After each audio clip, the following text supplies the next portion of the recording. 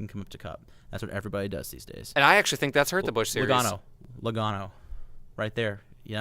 He ran a part-time Busch schedule last year. That was everything he did getting ready for Cup. I agree with you though. I'm sitting here thinking about the Busch Series and watching this past weekend's race, and I guess it's kind of a joke, but it really is kind of sad. I probably never would have watched that race had it.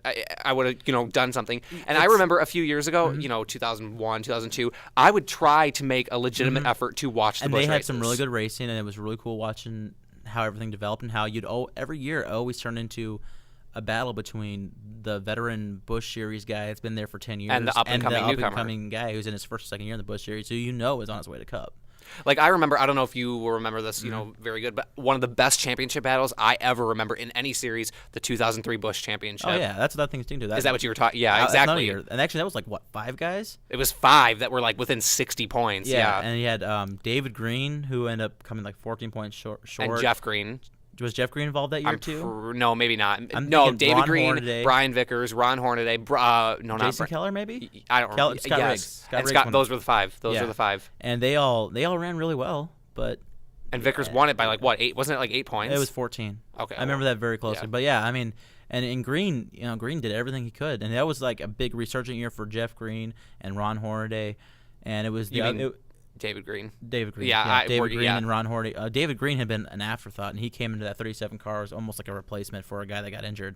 Jeff Purvis, Yeah, Jeff Purvis, and he ended up having a great year. Ron Hornaday had been, he was a great truck driver. Had 1 year in the Busch Series. He was pretty good. And then went up to Cup. Went up to Cup, failed miserably, went back down to truck briefly, and then part-time Busch, and then came back with Richard Childress Racing. I really miss that. I really miss that. Yeah, and now all the veterans go to the Truck Series. It's the new, and isn't the Truck Series is the new Busch Series. I was gonna say actually, that's like saying the 50 is the new 40. Well, and there's no way to really prove it, but I would maybe make a decent argument that the Truck Series is more not popular. I don't know what the word I'm looking for is. Prestigious. I think that I would, in my mental mind, and I'm, everybody knows I'm weird, but in my mental mind, I would, say Cup, and then I would actually, I think, put Truck above Busch because it totally is the new Busch Series, like you said. Truck works better. The only problem with that is that Truck isn't as nearly as popular in any real way. It doesn't have as big viewership because it's on Speed Channel only. Not as many race days. The purses aren't as big. The races aren't as long. And it's... I don't even know. Is it still 24 races? It's 24, 25 races, yeah. The racing's pretty good. It's still very good. They always have good finishes. The only thing about the Truck Series these days is there's 2 problems with it right now. Right now, Kyle Busch runs every truck race he can, and he wins almost all of them. And number 2, besides him, there's 3 or 4 veterans that were former Cup drivers that are in the Truck Series right now who are dominating everything. Like Todd Bodine, Ron Hornaday, Mike Skinner, Johnny Benson. It's those 4. That's the only problem right now. They need it. I mean, it's kind of the same thing, only it's not Cup regulars. It's former Cup drivers that's taking out everything. And then Kyle Busch. Kyle Busch comes in and takes everything he can. Well, I think that's a debate for another day, though. Truck Series. Yeah, isn't it funny? We didn't think we were going to much talk about, and we've talked. Well, we can talk about anything in NASCAR for 2 hours. Yeah, we could. That's very true. I want to make one quick shout out because this seems to always happen every week. Last week we talked about briefly how AJ Allmendinger had just gotten sponsorship through May. We're voices to the future, aren't we? Yeah, and later that day, I'm on a NASCAR website, jski.com actually. And if you don't want any information about NASCAR, I suggest go there. They had announced that he has sponsorship now through September. So it's they're close. Yeah. They're close. And I'll probably see something today that's full year. That's happened a couple with the Cutler. With Cutler, we were talking. Well, Cutler. The really funny thing about Cutler was we said no chance. We were no chance for the Bears. So I guess we're not a voice to the future. No, well, but we at least acknowledge that it can happen. Yeah. But I just wanted to say that because I think it's cool, and I've had a soft spot for Allmendinger. I like the Dinger. I just do. So I like saying his name, Allmendinger. You do like to say that's about the 5th time you've said it. I know. Allmendinger. Say it. It's fun. Say it with Allmendinger. Allmendinger. That's right. We're going to play this back and you're going to laugh at yourself. That's because I've been awake for 7 hours. I'm tired, man. Oh, yeah. But yeah, I just wanted to say that because I think he got dropped right as he was getting good. He's figuring it out, and then he got cast aside for basically a less experienced, not quite as good version of him. Very well articulated, Doug. Pretty much, yeah. They clicked reboot, which is the problem was they clicked reboot. It's like throwing out an apple, rice, it ripens. Wow, you're deep today. That was good. I'm a poet. Yeah, that was good. That was good. Um, But yeah, so I guess that's all there is for NASCAR. Really. I was gonna say, I guess because you had said you wanted to touch on it, and I definitely want to. I guess I think they made a bigger hoopla this year than they usually do about it. But the NFL schedule was released. Am I right? Do they usually do like a 3-hour special? Have they done that before? No, this is the first time they've released it in prime time. This is the first time they made a big deal. Because usually, I'm right. Because usually it's just kind of like, oh, it's released. Yeah, it's kind of pops up online. Like, oh, I want to see what my team's doing. Did you watch anything last? Did you watch it last night? No, I was just curious. Give me a break. I don't want to waste my time watching them talk about the schedule. I barely even look at the schedule. Yeah, So but I'm I gonna think pull up the schedule right now. I was gonna say I think it's exciting. The Dolphins were rewarded with their amazing season with having the hardest schedule next year. And you know what's funny is I don't think that they won 10 games because they were playing weaker teams.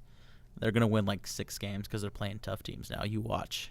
Yeah, and then actually the second team, real quick, I'm looking on my computer live right now. Breaking news: Maurice Jones-Drew just got a new 4-year deal with the Jacksonville Jaguars. Just want to say that real quick.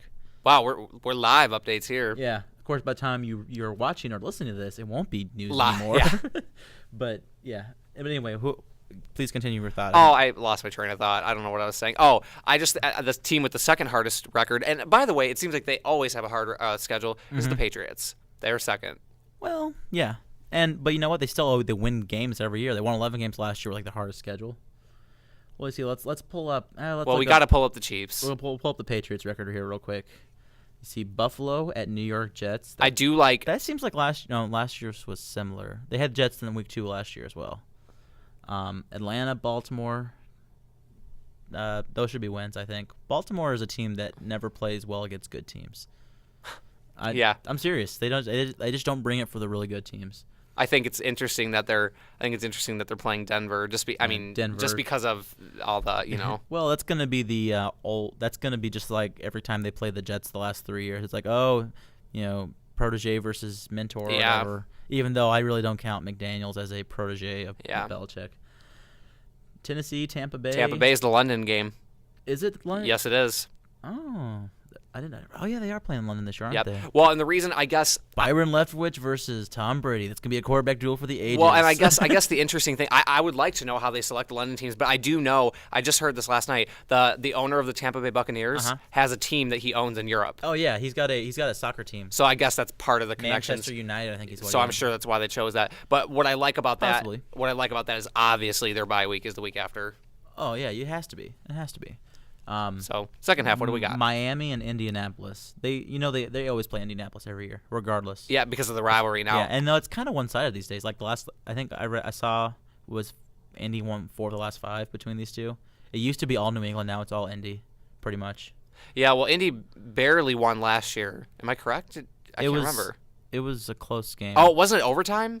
No, that was the Jets. No, it was. I don't remember last year. I remember they obviously beat them the year they went 16-0. Yeah, they did. That was a close game too.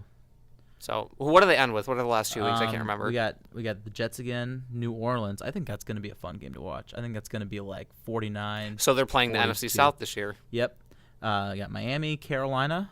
That's going to be a good game. Buffalo, Jacksonville, and finishing with Houston, which. They might have things clinched by then. Who knows? Yeah, or Houston might be good this year. You never know. The Houston's been quietly solid the last 2 years, so they might be ready to make a leap. Oh, and just so you know, if you're listening out there, we're doing our 2 favorite teams because we just can't possibly do all 32 in one show. And I just don't care about the other 30. There you go. Okay, so what do we have for the Chiefs? Chiefs, we got Baltimore and Oakland. I'm thinking that's 1-1 right there because we're playing Oakland. Okay. You don't think they'll pull out one against Baltimore? Baltimore doesn't have a very good offense. Yeah, but we don't have a very good defense. Okay. Okay. Well, I don't know. We might now with Zach Thomas. Now we signed him over the weekend. Oh yeah. But he's 36, and we got Mike Vrabel, who's 33. I think Vrabel's got a lot more left in the tank than anybody gives him credit for. Everybody's like, "Oh, Vrabel, he's over the hill." He's only 33. He's got a couple more years left. Thomas, I'll give you that one. But that's why it was only a 1-year deal.